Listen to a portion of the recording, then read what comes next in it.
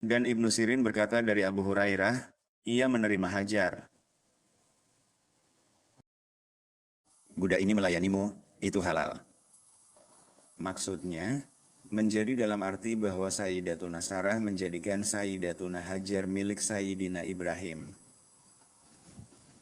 Itu terjadi ketika Tiran di Mesir mengetahui tentang mereka berdua dan memerintahkan agar istri tuanku Ibrahim dihadirkan, yang tentangnya beliau berkata, "Saudariku," untuk menghindari sebagian kejahatannya, dan beliau mengatakan bahwa dia adalah saudarinya dalam Islam. Maka ketika dia memanggilnya dan berduaan dengannya dan hendak berbuat jahat, tubuhnya menjadi kaku dan kejang.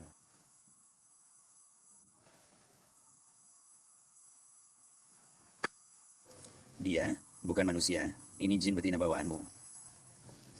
Allah tak memberinya kuasa atasnya, Allah menghukumnya, lalu ia memberinya dan berkata, ia memberinya budak perempuan miliknya, Hajar. Lalu ia membawanya keluar seraya berkata kepada Nabi Ibrahim. Dia, Sarah, berkata kepadanya, Ibrahim, tahukah engkau bahwa Allah telah menundukkan orang kafir itu dan dia tidak mampu menyentuhku dengan keburukan, dan selain itu, dia memberiku seorang pelayan wanita? Diberi budak pelayan.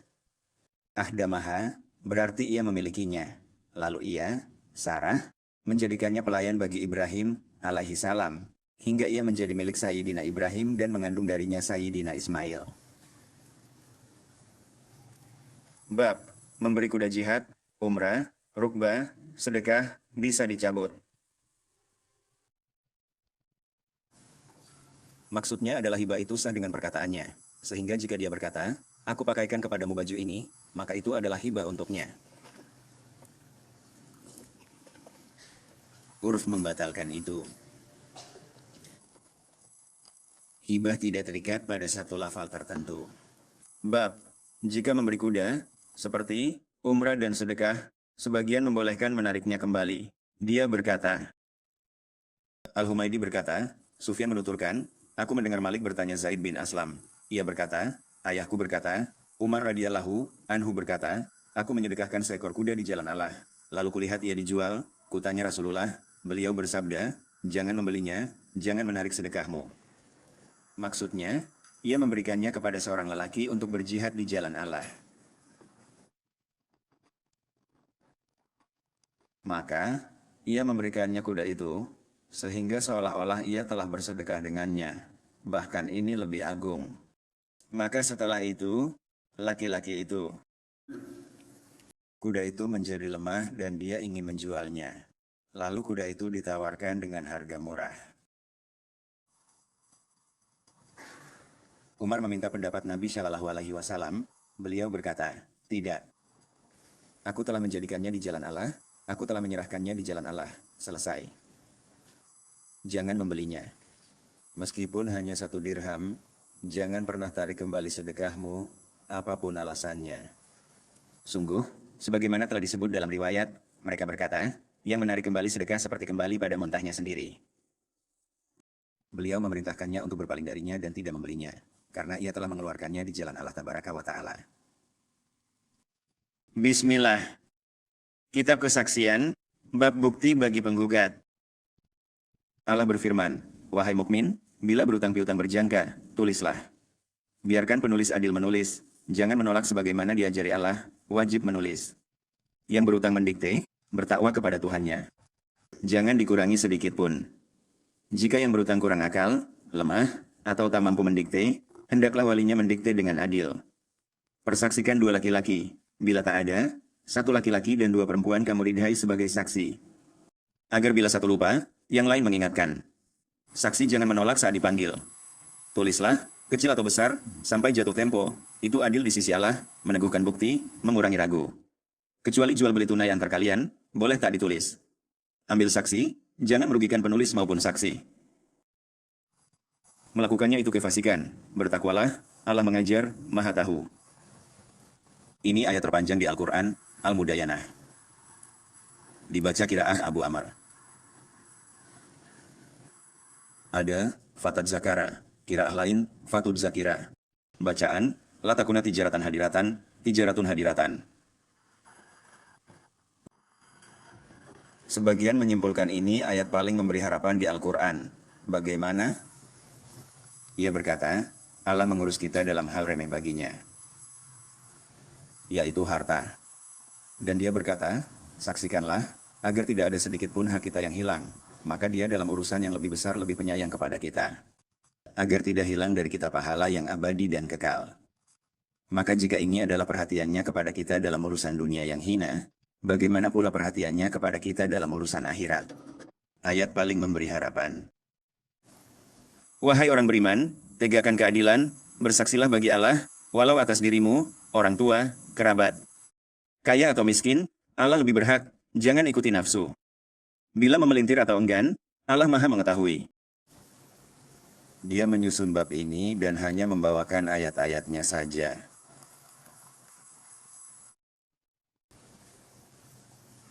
Itu hadisnya, ia tidak membawa hadis lain. Ia menyinggung hadis yang tak memenuhi syarat, jadi tak disebut olehnya. Apa kata pengulas? Baca.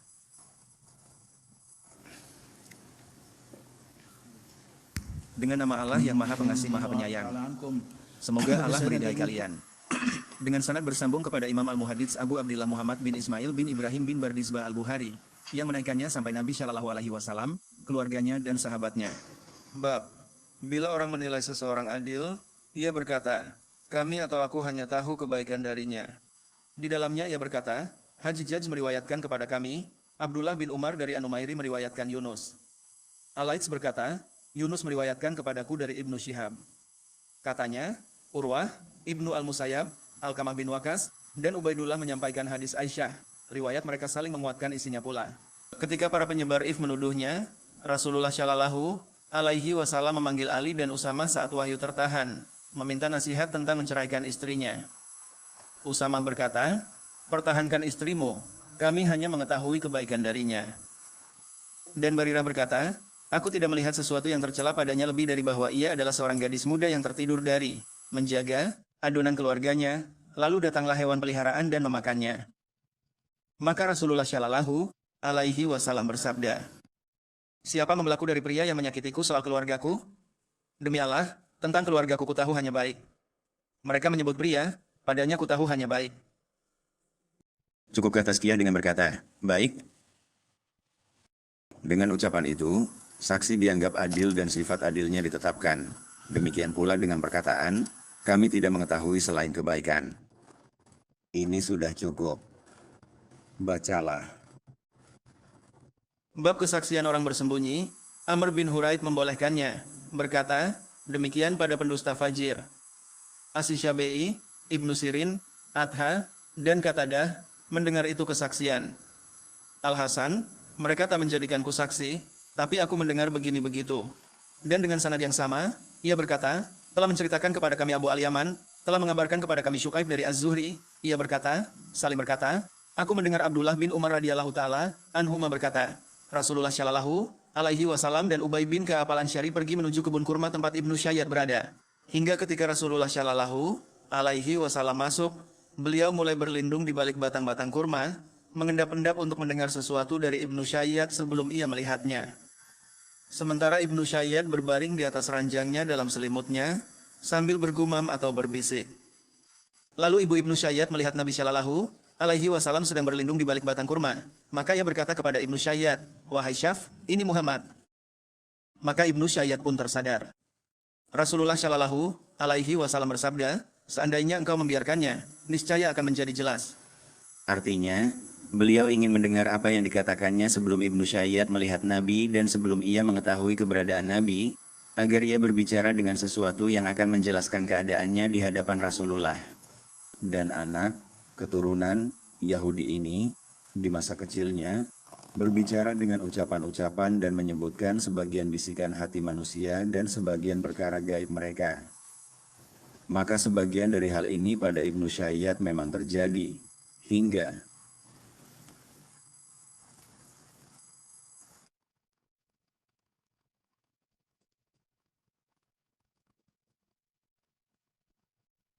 sebagian orang berkata bahwa dialah Dajjal yang akan muncul di akhir zaman. Dikatakan pula, intinya Rasulullah Shallallahu Alaihi Wasallam bersembunyi darinya. berlindung di balik batang kurma, hingga ia dapat mendengar apa yang sedang ia katakan. Namun ibu Ibnu Syayyad merasakan Nabi Shallallahu alaihi wasallam berjalan mendekat, berlindung di balik batang kurma. Ia memperingatkannya, "Wahai Syaf, ini Muhammad." Ia pun terbangun. Beliau bersabda, "Andai dibiarkan, urusannya jelas, ditinggal sebagaimana adanya, tanpa apa padanya, dan kabarnya menjadi nyata pula. Dari jin atau selainnya, adapun dia, begitulah." Maka poinnya adalah bahwa beliau mendengarkannya tanpa ia menyadarinya. Dengan ini menjadi jelas bahwa sah kesaksian orang yang bersembunyi, yaitu orang yang mendengar atau menyaksikan sesuatu sementara orang yang berbicara atau berbuat tidak mengetahui keberadaannya. Ketidaktahuan pelaku akan keberadaan saksi tidak merusak kesaksiannya terhadapnya.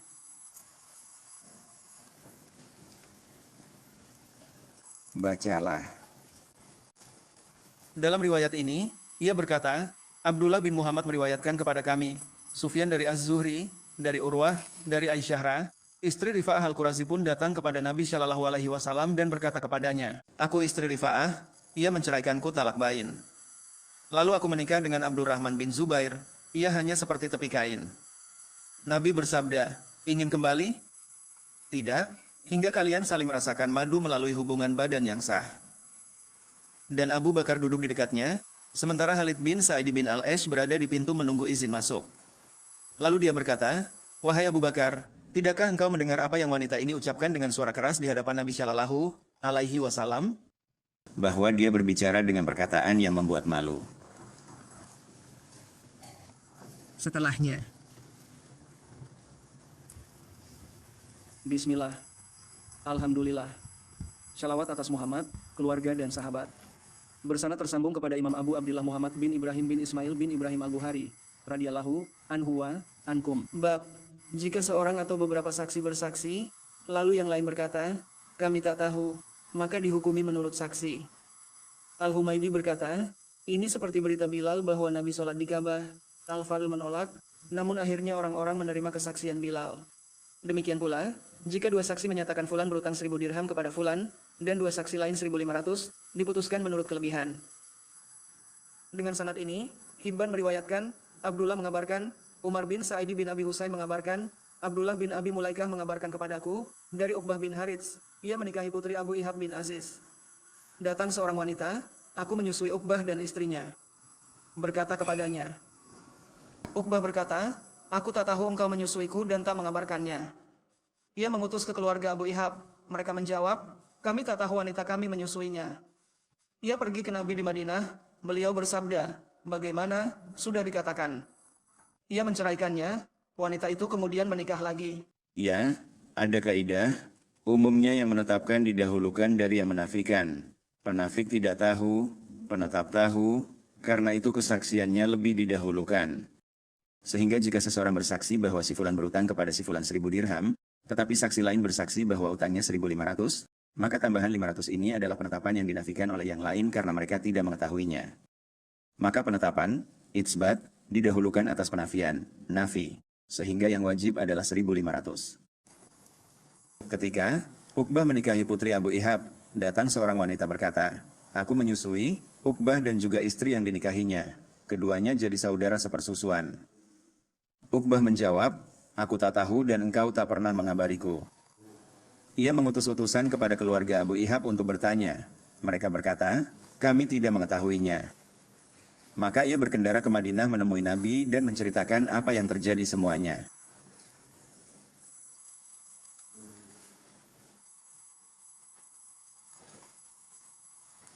Ia berkata, "Bagaimana mungkin? Sudah jelas. Agar tak jatuh syubhat, ceraikan dia, nikahi yang lain. Ia menikahi wanita lain. Bagaimana? Padahal telah dikatakan, tidak ada saksi, bukan 4 wanita." Ia menasihatinya untuk menghindari syubhat. Bacalah bab kesaksian orang adil. Firman Allah, "Persaksikanlah orang-orang adil di antara kalian, dan dari saksi-saksi yang kalian ridhai." Dengan sanadnya, Hakam bin Nafi berkata, Syukaib mengabarkan dari Az-Zuhri, ia berkata, Humaid bin Abdurrahman bin Auf meriwayatkan bahwa Abdullah bin Utbah berkata, "Aku mendengar Umar bin Al-Hattab berkata, dahulu orang dihukum dengan wahyu di masa Rasulullah, kini wahyu terputus, Kami hanya menilai kalian dari amal yang tampak.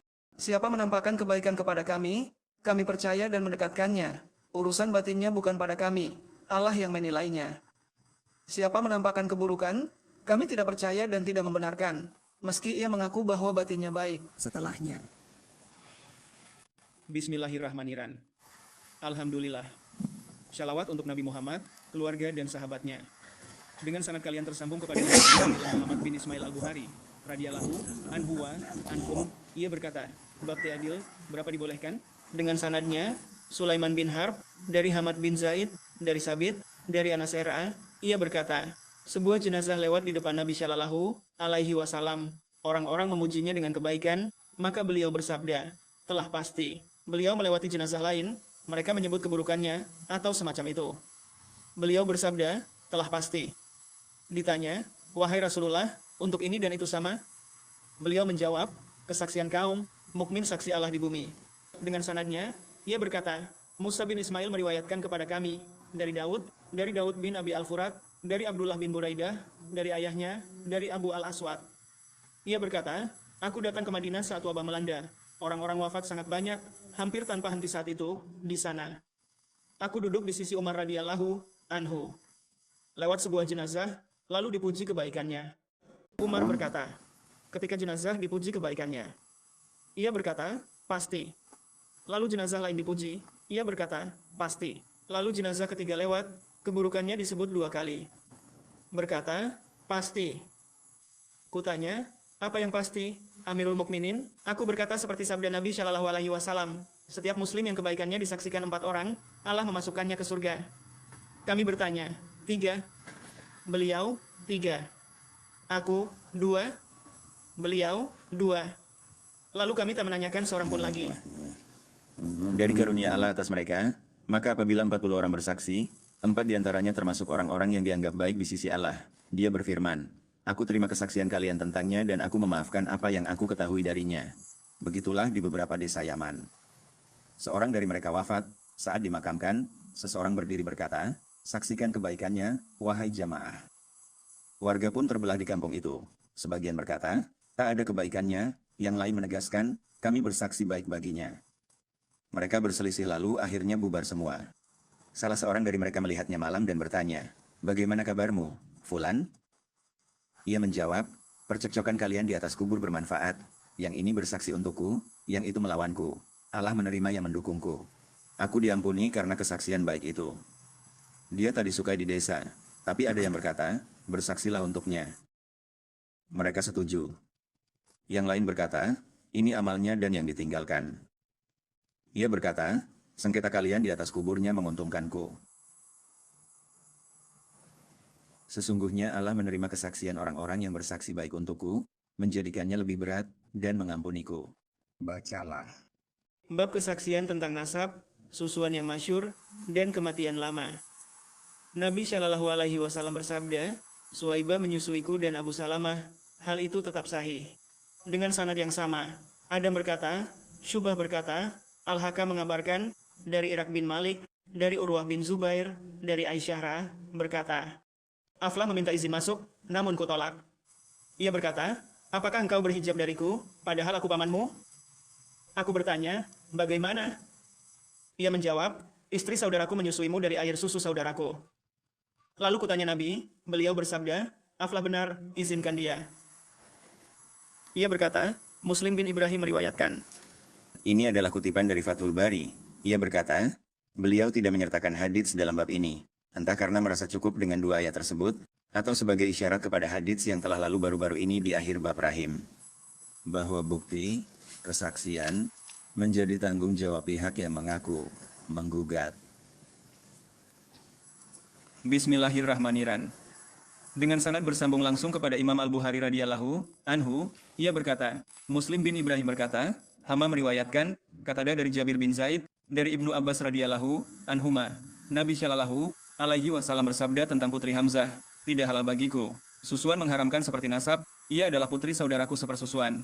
Dengan sanadnya, Abdullah bin Yusuf meriwayatkan, Malik mengabarkan, dari Abdullah bin Abi Bakar, dari Amrah binti Abdurrahman, bahwa Aisyah radhiyallahu anha, istri Nabi Shallallahu alaihi wasallam, berkata, Rasulullah sedang bersamaku, lalu kudengar seorang lelaki meminta izin di rumah Hafsyah. Aku berkata, wahai Rasulullah, sepertinya itu si Fulan, paman Hafsyah karena susuan. Aku juga berkata, ada lelaki meminta izin di rumahmu. Beliau bersabda, sepertinya si Fulan, paman Hafsyah karena susuan. Aku bertanya, andai paman susuku hidup, boleh masuk menemuiku? Beliau bersabda, ya, susuan mengharamkan seperti kelahiran dalam hukum keluarga Islam. Sanadnya, Muhammad bin Katsir meriwayatkan, Sufyan mengabarkan, dari Asia TS, dari ayahnya, dari Masruq, Aisyah berkata, Nabi menemuiku saat ada seorang lelaki. Beliau bertanya, siapa ini? Kujawab, saudara susuan. Beliau bersabda, telitilah saudara susuan, persusuan hanya karena lapar. Ibnu Mahdi meneguhkan dari Sufyan. Kesaksian penuduh, pencuri, pezina. Maka ini hukumnya telah tetap dan dijelaskan, sebagaimana beliau berkata kepadanya untuk mengizinkannya, karena ia telah menyusu dari air susu saudaranya. Jadi paman susuan. Dan ini juga, ia berkata bahwa itu adalah saudaranya sepersusuan, tetapi beliau membimbingnya untuk berhati-hati dengan tidak berduaan dengannya. Perhatikan saudara sepersusuan kalian, teliti dan berhati-hati. Dan di atas kesucian dan kehati-hatian inilah alasan tumbuh, dan mereka tidak pernah menemui. Salah satu dari mereka tidak pernah menemui salah seorang pun dari Ummul Mukminin dalam keadaan berduaan. Bahwa istri-istri kakek mereka Shallallahu alaihi wasallam adalah mahram bagi mereka, tetapi mereka tidak berduaan, halwat, dengan mereka. Dan ini adalah dari bab bimbingan kepada yang lebih hati-hati dan menjaga kesucian. Adapun hukumnya sudah jelas. Dalam hadis terakhir, beliau berkata, perhatikan saudara sepersusuan, persusuan karena lapar. Yaitu persusuan yang sempurna yang menghilangkan rasa lapar pada anak.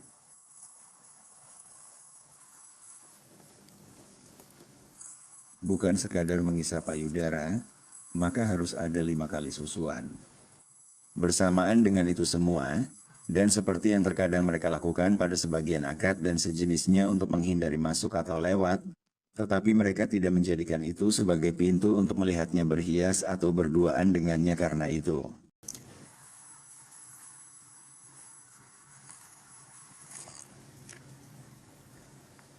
Bacalah. Bab kesaksian penuduh zina, pencuri, dan pezina. Firman Allah, jangan terima kesaksian mereka selamanya. Mereka fasik, kecuali yang bertaubat. Umar mencambuk Abu Bakrah, Shibl bin Abed, dan Nafi karena menuduh Al-Mughirah. Lalu berkata, siapa bertaubat, kesaksiannya diterima, disetujui Abdullah bin Utbah dan sejumlah ulama.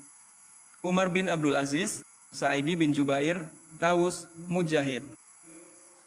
Abu Az-Zinad berkata, di Madinah, bila penuduh mencabut kembali ucapannya, lalu memohon ampun kepada Tuhannya, maka kesaksiannya diterima. As-Syafi'i dan Qatadah berkata, jika ia mendustakan dirinya sendiri, ia dicambuk dan kesaksiannya diterima. ATS Sauri, jika budak dicambuk dimerdekakan, kesaksiannya sah, terhukum haid jadi hakim, putusannya sah. Sebagian berkata, kesaksian penuduh tidak diterima meski bertobat. Lalu dikatakan, nikah tanpa 2 saksi tidak sah. Jika pakai kesaksian 2 terhukum haid, sah. Nikah dengan saksi 2 budak tidak sah. Boleh kesaksian yang kena haid, budak pria wanita, untuk hilal Ramadan. Bagaimana tobatnya? Padahal Nabi mengasingkan pezina setahun dan melarang bicara dengan Ka'ab bin Malik serta 2 sahabatnya selama 50 malam. Shalawat atas Muhammad dan keluarganya. Dalam masalah ini, Jumhur berpendapat, kadzib seperti pelaku dosa besar lain. Bila ia bertaubat, berlalu setahun tanpa mengulangi, kesaksiannya diterima, hak bersaksi kembali padanya lagi. Kecuali Hanafiyah, mereka berkata tidak. Abu Hanifah juga menolak. Kesaksian mereka tak pernah diterima selamanya. Jika seseorang menuduh dengan kadz, ia boleh bertaubat. Bila bertaubat antara dia dan Allah, Allah mengampuni dan menerima taubatnya. Namun kesaksiannya tetap saja tidak diterima kembali. Meskipun penuduh itu bertaubat, menurut mazhab Hanafi kesaksiannya tidak akan diterima. Tidak sah baginya menjadi saksi atas pernikahan, jual, beli, atau apapun. Karena ia menista kehormatan seorang muslim. Orang yang menuduh perempuan suci tanpa 4 saksi, beralah 80 kali dan tolak kesaksiannya selamanya. Abu Hanifah menegaskan makna kata, selamanya, secara tegas.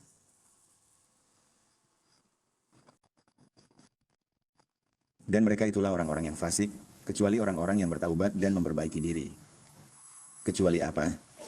Orang-orang yang bertaubat dan memperbaiki diri, maka sesungguhnya Allah. Kecuali orang-orang yang bertaubat sesudah itu dan memperbaiki dirinya, maka sesungguhnya Allah Maha Pengampun lagi Maha Penyayang. Abu Hanifah berkata, taubatnya diterima dan ia diampuni, tetapi kesaksiannya tidak diterima selamanya. Kesaksiannya tidak boleh diterima karena ia telah mencemarkan kehormatan seorang muslim dengan lisannya. Bab. Bismillah yang Maha Pengasih Penyayang. Alhamdulillah, Rabbul Alamin.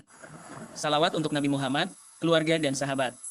Dengan sanad ke Amirul Mukminin dalam hadis, Muhammad bin Ismail Al-Bukhari, radhiyallahu anhu. Semoga Allah meridai beliau, kami, kalian, dan semua muslim. Amin. Dan dengan sanad yang sama kepadanya, ia berkata, telah menceritakan kepada kami Ismail, ia berkata, telah menceritakan kepadaku Ibnu Wahb dari Yunus. Dan Al-Laits berkata, telah menceritakan kepadaku Yunus dari Ibnu Syihab, ia mengabarkan kepadaku, Urwah bin Az-Zubair bahwa seorang wanita mencuri pada saat penaklukan. Maka, lalu ia dibawa ke hadapan Rasulullah Shallallahu alaihi wasallam. Kemudian beliau memerintahkan agar tangannya dipotong. Aisyah berkata, maka tobatnya menjadi baik dan ia menikah. Setelah itu, ia biasa datang dan aku menyampaikan keperluannya kepada Rasulullah Shallallahu alaihi wasallam. Dan dengan sanad yang sama kepadanya, ia berkata, telah menceritakan kepada kami Yahya bin Bukair, ia berkata, telah menceritakan kepada kami Al-Laits dari Ukail dari Ibnu Syihab dari Ubaidullah bin Abdullah dari Zaid bin Khalid radhiyallahu anhu dari Rasulullah Shallallahu alaihi wasallam bahwa beliau memerintahkan bagi orang yang berzina dan belum menikah untuk dicambuk 100 kali dan diasingkan selama setahun. Bab larangan kesaksian palsu saat diminta. Dengan sanad yang sama kepadanya, Abdan meriwayatkan dari Abdullah, dari Abu Hayyan At-Taimi, dari As-Syafi'i, dari Anan Uman bin Bashir radhiyallahu anhuma. Ia berkata, pada saat itu, ibuku meminta ayahku memberiku sebagian hartanya, lalu ia berubah pikiran dan memberikannya. Ibuku berkata, aku tak rida hingga engkau meminta Nabi Shallallahu alaihi wasallam menjadi saksi.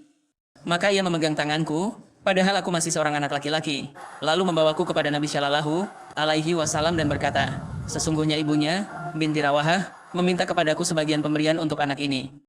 Punya anak lain? Ya. Samakan pemberian. Beliau berkata, jangan minta aku bersaksi kezaliman. Abu Haris dari Syafi'i tak bersaksi. Dengan sanad itu, ada meriwayatkan, Syubah meriwayatkan, Abu Jamrah berkata, aku mendengar Zahda Mudarrib berkata, aku dengar Imran Husain radhiyallahu anhuma. Kita memohon kepada Allah keselamatan dan kesehatan. Nabi bersabda, sebaik-baik kalian generasiku, lalu generasi setelahnya, lalu berikutnya lagi. Imran berkata, dan aku tidak tahu apakah Nabi Shallallahu alaihi wasallam menyebutkan setelah itu 2 generasi atau 3. Nabi Shallallahu alaihi wasallam bersabda, sesungguhnya setelah kalian akan ada suatu kaum yang berkhianat dan tidak dapat dipercaya. Mereka bersaksi padahal tidak diminta untuk bersaksi. Mereka bernazar tetapi tidak menepatinya, dan terlihat pada mereka kegemukan. Dengan sanad itu ia berkata, Muhammad bin Katsir meriwayatkan kepada kami, Sufyan dari Mansur, dari Ibrahim, dari Ubaidah, dari Abdullah radhiyallahu anhu, dari Nabi Shallallahu alaihi wasallam, beliau bersabda, yakni, sebaik-baik manusia generasiku, lalu sesudahnya. Kemudian kelak akan datang suatu kaum, kesaksian salah seorang di antara mereka mendahului sumpahnya, dan sumpahnya pula mendahului kesaksiannya. Ibrahim berkata, dan mereka biasa memukul kami karena urusan, kesaksian dan janji. Setelah. Dengan nama Allah, segala puji baginya, salawat atas Nabi Muhammad, keluarga dan sahabat. Dengan sanad ke Imam Al-Bukhari, bab kesaksian palsu dan menyembunyikan kesaksian berdasar ayat.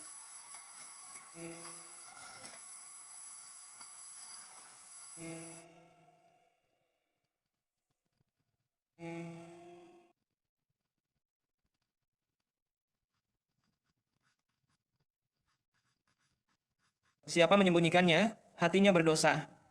Allah Maha mengetahui apa yang kamu kerjakan. Kami datang bersaksi kepadamu.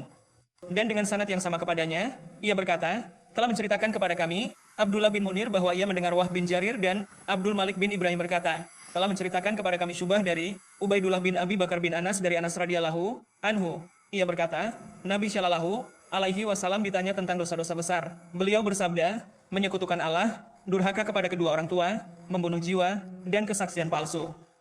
Gundar, Abu Amir, Bas Abdus Samad dari Syubah. Dengan sanadnya, Musaddad, Bishr bin Mufadl meriwayatkan dari Al-Jurairi, dari Abdurrahman bin Abi Bakrah, dari ayahnya radhiyallahu anhu. Nabi Shallallahu alaihi wasallam bersabda, "Maukah aku kabarkan dosa terbesar 3 kali?" Mereka menjawab, "Ya, Rasulullah." Beliau bersabda, "Syirik kepada Allah dan durhaka kepada orang tua." Beliau duduk, lalu bersabda, "Juga ucapan dusta." Beliau terus mengulanginya sampai kami pun berharap beliau diam. Ismail bin Ibrahim berkata, Al-Jurairi meriwayatkan kepada kami. Ia berkata, Abdurrahman meriwayatkan. Bab, kesaksian orang buta. Urusannya, nikahnya, menikahkan, jual beli, diterima dalam adzan dan selainnya, serta perkara yang dikenali lewat suara. Al-Qasim, Al-Hasan, Ibnu Sirin, Az-Zuhri, dan Adha membolehkannya. As-Syafi'i, sah bila berakal. Al-Hakam, sebagian perkara boleh. Az-Zuhri, bagaimana jika Ibnu Abbas bersaksi? Apakah engkau menolaknya? Ibnu Abbas biasa mengutus orang saat matahari terbenam, lalu berbuka, ia menanyai fajar, bila dikatakan terbit, ia salat 2 rakaat. Sulaiman bin Yasar, aku meminta izin kepada Aisyah, beliau mengenali suaraku dan berkata, Sulaiman, masuk, engkau hamba, tak ada lagi tanggungan sama sekali. Samurah bin Jundub membolehkan kesaksian wanita bercadar. Setelah. Bismillahirrahmanirrahim. Shalawat atas Nabi Muhammad, junjungan kita. Dengan sanad kalian tersambung ke Imam Muhammad bin Ismail Al-Bukhari. Semoga Allah meridai kalian. Semoga kami mendapat faedah darinya, kalian, dan syalihin di 2 alam. Dan dengan sanad yang sama kepadanya, ia berkata, telah menceritakan kepada kami Muhammad bin Ubaid bin Maimun. Ia berkata, telah memberitakan kepada kami Isa bin Yunus dari Hisham dari ayahnya dari Aisyah radhiyallahu anha. Ia berkata, Nabi Shallallahu alaihi wasallam mendengar seorang laki-laki membaca di masjid, lalu beliau bersabda, semoga Allah merahmatinya. Sungguh ia telah mengingatkanku. Sungguh ia telah mengingatkanku. Ayat ini dan itu yang telah aku jatuhkan, lupakan, dari surah ini dan itu. Abbad bin Abdullah meriwayatkan dari Aisyah, Nabi Shallallahu alaihi wasallam tahajud di rumahku. Lalu beliau mendengar suara Abbad salat di masjid. Beliau berkata, wahai Aisyah, itu suara Abbad? Aku menjawab, ya. Beliau berdoa, ya Allah, rahmatilah Abbad. Dan dengan sanad yang sama kepadanya, ia berkata, telah menceritakan kepada kami Malik bin Ismail. Ia berkata, telah menceritakan kepada kami Abdul Aziz bin Abi Salamah. Ia berkata, telah memberitakan kepada kami Ibnu Syihab dari Salim bin Abdullah dari Abdullah bin Umar radhiyallahu anhuma. Ia berkata, Nabi Shallallahu alaihi wasallam bersabda, sesungguhnya bila mengumandangkan azan di malam hari, maka makan dan minumlah kalian hingga Ibnu Ummi Maktum mengumandangkan azan. Atau beliau bersabda, hingga kalian mendengar azan Ibnu Ummi Maktum. Dan Ibnu Ummi Maktum adalah seorang laki-laki buta. Ia tidak mengumandangkan azan hingga orang-orang berkata kepadanya, sudah pagi, sudah pagi. Dan ini pada giliran ketika Ibnu Ummi Maktum mengumandangkan azan kedua, karena ia bergantian dengan Bilal. Terkadang Bilal mengumandangkan azan pertama dan Ibnu Ummi Maktum azan kedua. Pada hari-hari itu Nabi mengucapkan hadis ini, dan pada kesempatan lain sebaliknya, Ibnu Ummi Maktum mengumandangkan azan pertama dan Bilal mengumandangkan azan kedua. Maka pelajarannya adalah pada hari-hari ketika Ibnu Ummi Maktum mengumandangkan azan pertama. Ini disebutkan dalam hadis Syahihain. Bacalah, dan dengan sanad kepadanya, ia berkata, telah menceritakan kepada kami Ziyad bin Yahya, ia berkata, telah menceritakan kepada kami Hatim bin Wardan, ia berkata, telah menceritakan kepada kami Ayub dari Abdullah bin Abi Mulaikah dari Al-Miswar bin Mahramah radhiyallahu anhuma. Ia berkata, beberapa jubah dihadiahkan kepada Nabi Shallallahu alaihi wasallam, lalu ayahku, Mahramah, berkata kepadaku, mari kita pergi kepadanya. Semoga saja beliau memberi kita sebagian darinya. Maka ayahku berdiri di pintu lalu berbicara. Lalu Nabi Shallallahu alaihi wasallam mengenali suaranya. Maka Nabi Shallallahu alaihi wasallam keluar membawakannya sebuah jubah, dan beliau memperlihatkan keindahannya seraya berkata, ini kusimpan untukmu, ini kusimpan untukmu. Beliau menjaga perasaan Shallallahu alaihi wasallam dan memperhatikan kejiwaan mereka, Dan beliau tahu bahwa orang ini suka pakaian. Ketika jubah-jubah datang dan dibagi, beliau menyisihkan satu. Saat orang itu datang, beliau mengenali suaranya, keluar membawakan jubah yang disimpan, berkata, "Lihat, ini ada garis-garis khas, ini kusimpan khusus untukmu." Perhatian beliau Shallallahu alaihi wasallam pada jiwa orang sekelilingnya. Bismillah, Tuhan alam. Shalawat salam bagi Nabi Muhammad, keluarga sahabatnya. Dengan sanad kalian ke Imam Al-Bukhari, semoga Allah meridai beliau dan kalian, serta bermanfaat dunia akhirat. Amin. Beliau berkata, bab kesaksian wanita, firman-Nya, jika tiada dua lelaki, maka seorang lelaki dan dua perempuan. Dengan sanad kepadanya, Ibnu Abi Maryam berkata, Muhammad bin Ja'far mengabarkan, ia berkata, Zaid dari Iyad bin Abdullah, dari Abu Sa'id Al-Hudri radhiyallahu anhu, dari Nabi bersabda, bukankah kesaksian wanita setengah kesaksian laki-laki?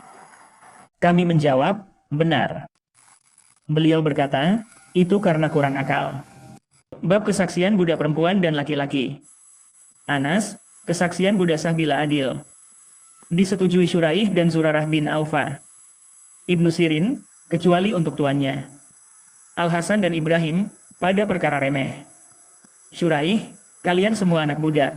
Dengan sanad, Abu Hashim dari Ibnu Juraij, dari Ibnu Abi Mulaikah, dari Uqbah bin Al-Harits. Juga, Ali bin Abdullah, Yahya bin Sa'idi, Ibnu Juraij. Aku mendengar Ibnu Abi Mulaikah berkata, Uqbah menceritakan kepadaku, atau aku mendengarnya, ia menikahi Ummu Yahya binti Abi Ihab. Lalu datang seorang wanita hitam, berkata, aku menyusui kalian berdua. Aku menyebutkannya kepada Nabi, beliau berpaling. Aku menyingkir lalu menyebutkannya lagi. Beliau bersabda, bagaimana, sedang ia mengaku menyusui kalian berdua? Maka beliau melarangnya. Setelahnya. Bab kesaksian wanita penyusui. Dengan sanadnya, Abu Hashim dari Umar bin Sa'idi, dari Ibnu Abi Mulaikah, dari Uqbah bin Al-Harits, aku menikahi seorang wanita. Datang seorang perempuan berkata, aku menyusui kalian berdua. Aku menghadap Nabi, beliau bersabda, bagaimana, telah dikatakan, tinggalkan dia, atau yang semakna. Beliau memerintahkan perpisahan segera langsung. Ya Allah, curahkan shalawat salam terbaik MU kepada makhluk MU termulia, Nabi Muhammad, serta keluarga dan sahabatnya, setara ilmu MU dan tinta kalimat MU, tiap zikir dan kelalaian. Ya Allah, limpahkanlah shalawat terbaik. Sejumlah pengetahuan MU. Setiap kali orang yang berzikir menyebut MU, saat yang lalai melupakan MU, ya Allah, limpahkan shalawat terbaik MU kepada Nabi Muhammad, keluarga dan sahabatnya, sebanyak ilmu MU dan tinta kalimat MU, berulang setiap kali disebut oleh hamba-hamba MU semuanya.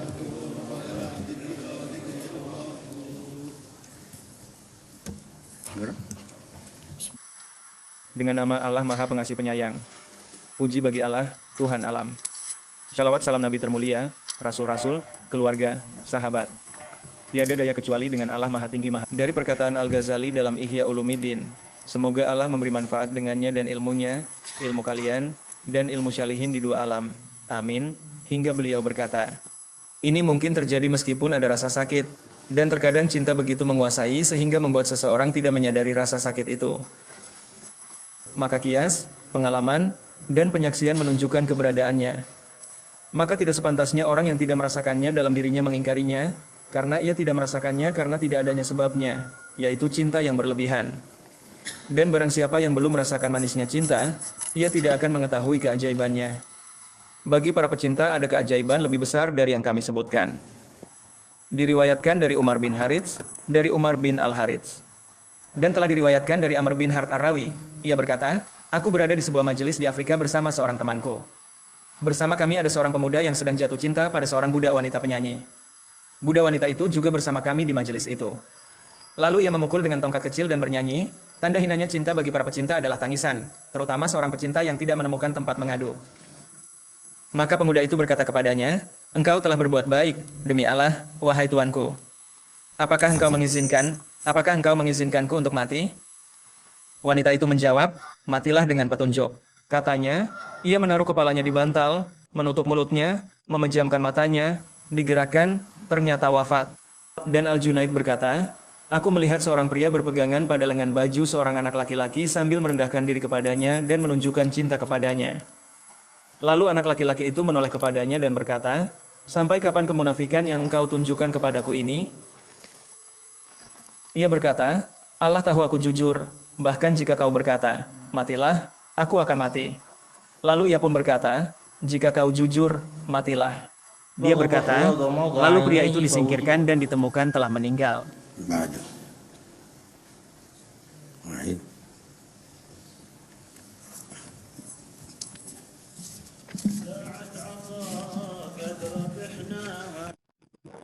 Dari kedermawanan dan anugerah yang luas.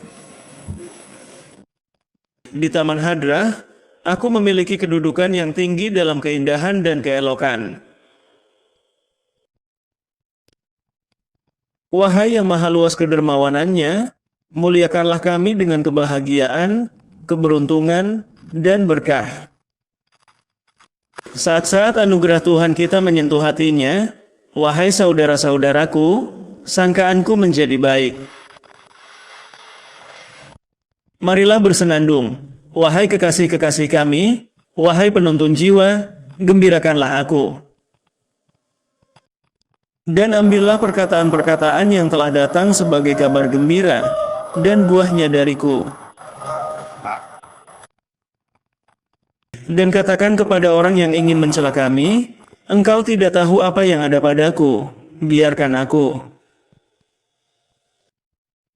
Aku tidak mendengarkan perkataan orang yang berpaling dari cinta kekasih yang mendengarkanku. Bagi Allah pujian dan syukurku selalu. Wahai orang yang tidak tahu, janganlah mencelaku. Ya Tuhan, tambahkanlah kami pemberian yang melimpah dan teruslah dengan kebaikan dan anugerah, dengan berkah Al-Mustafa yang suci, sebaik-baik makhluk, tempat berlindung dan benteng.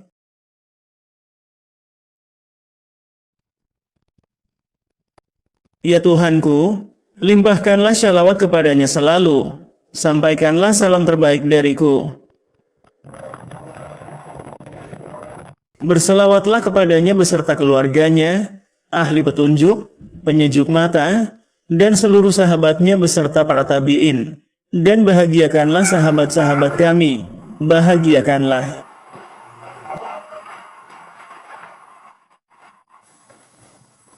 Semoga Dia memuliakan kami dan kalian dengan kebahagiaan pada apa yang Dia beri. Dekatkan, angkat, muliakan, anugerahkan, limpahkan, karuniakan, dan pada kebaikan yang Dia lakukan kepada kami.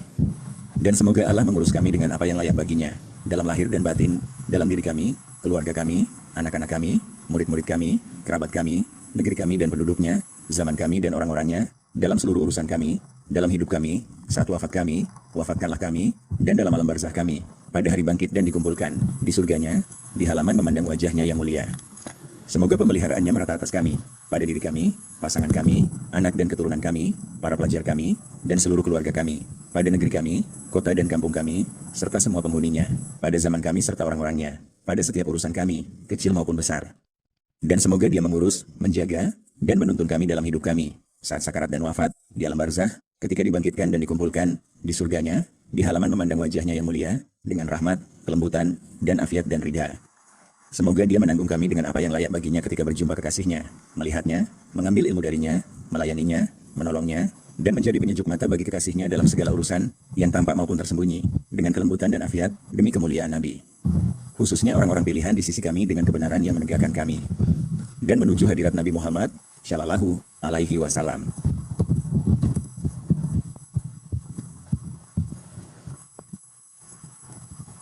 Selawat dan salam. Al-Fatihah.